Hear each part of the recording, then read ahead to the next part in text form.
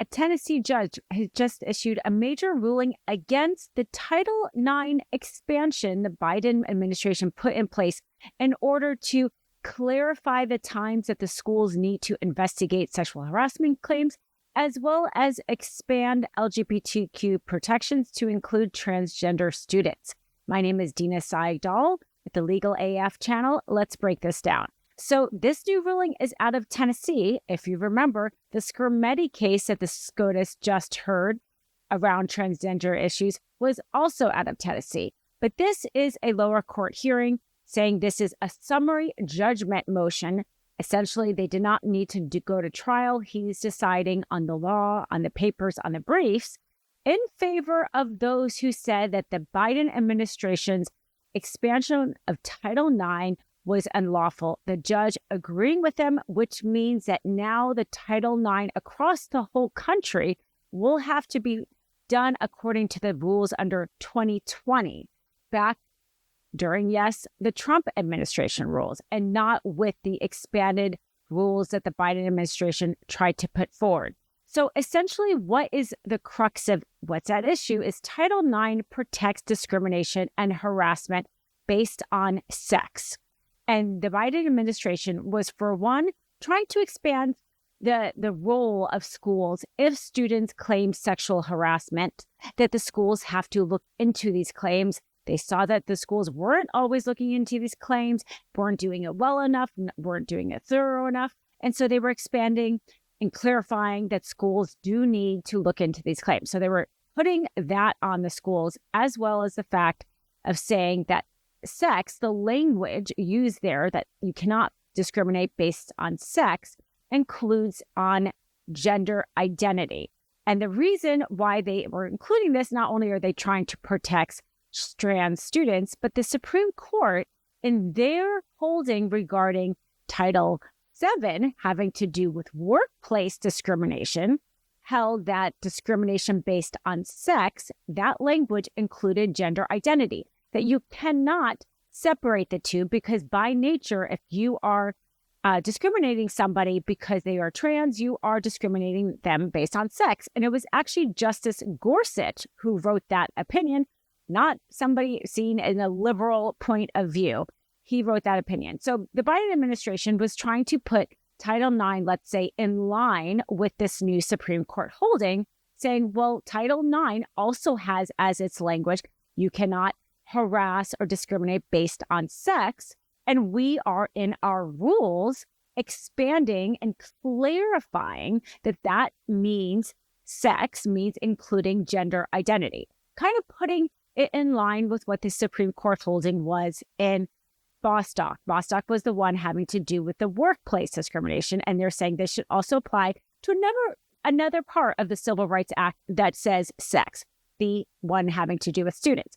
Now, the Biden administration did not touch anything to do with sports teams or same-sex facilities. They were not in their rules saying anything about whether or not a trans student could play on a certain team or would have to go into a certain locker room. These are, of course, the most hot button issues that MAGA likes to talk about. These rules had nothing to do with that. In particular, they were talking about harassment, just in general, that you cannot be harassed based on your gender or your gender identity. And they were specifically talking about teachers. And one way that a student can feel harassed is if a teacher does not use the correct pronouns. And they say specifically, when they were coming up with these rulings, we're not talking about a one-off time, a slip when you don't use that pronoun. Like, we understand this is not something that maybe is going to come easy to people. But if you are consistently doing that to a student who is asked to use a certain pronoun and you are consistently not using that pronoun, that is going to be seen as harassment and as bullying. And, I don't know if you remember, but I remember one of the first things that always happened to me as a student. My name that I had registered as was Christina, and I went by Dina. And the first thing a teacher always asked me was, do you have a nickname? Are you going by your nickname or you want to go by your full name? I mean, that's something, the kindergarten teachers are my kids. They would always ask the same thing. Are you going by your nickname? Are you going by your real name? Teachers want to know, how does a student, what to be named? How do they want to be called? Usually this is not controversial, right? The teacher-student relationship is about trust. It's about communication. So the idea is, why wouldn't a teacher want to use the pronoun that the student is more comfortable with, that feels good? I mean, we are talking about students here. Title IX is not about adults. This is about a student who wants to use a certain pronoun because of their own private feelings around themselves and their body, and they're just asking for the respect of the teacher to do it. And the rules were really asking for the teachers not to consistently use the wrong pronoun, knowing that the student uses a pronoun, like making some sort of like political statement or something like that when they're in this discussion with the student. So this is what one of the things that the Tennessee court looked at and said, we think this is a violation of the First Amendment rights of the teacher. And for that reason, we're throwing this out.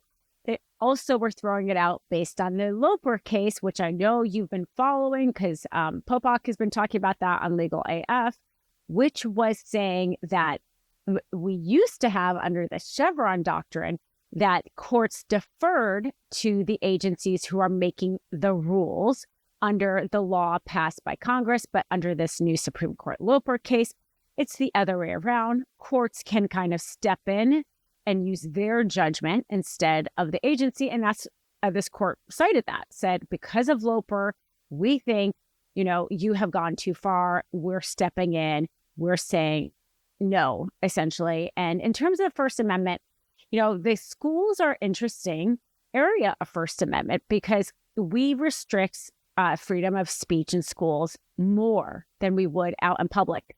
A student is more limited on the speech they can use in a school than they can in public, because the idea is that the primary purpose of a student teacher there is to learn. And if your speech is disruptive of somebody learning, then you can be more limited in what you, more restricted than you could if you were doing that speech, let's say, out on the street. So the First Amendment rights of a teacher and a student are already limited. And interestingly, they're limited with this idea of, is your speech hindering the primary purpose of learning?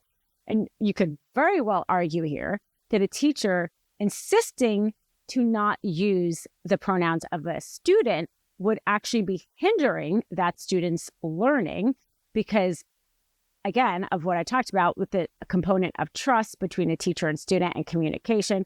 So anyway, so that's a stretch. Let's just put it that way. That's a stretch, the First Amendment argument.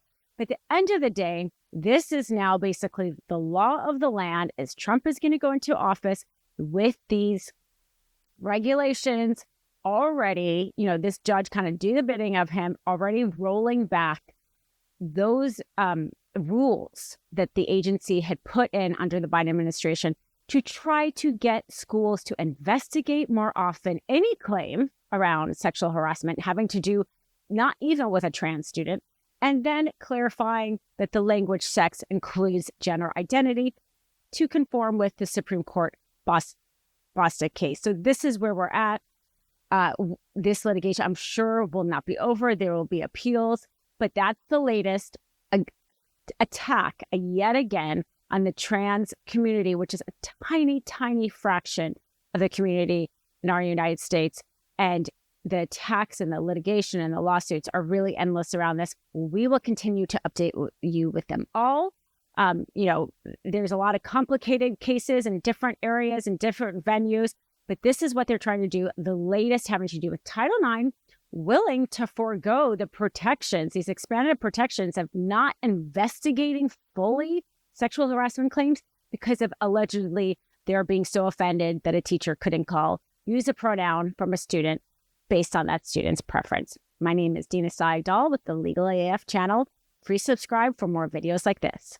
In collaboration with the Midas Touch Network, we just launched the Legal AF YouTube channel. Help us build this pro-democracy channel where I'll be curating the top stories, the intersection of law and politics. Go to YouTube now and free subscribe at Legal AF MTN. That's at Legal AF MTN.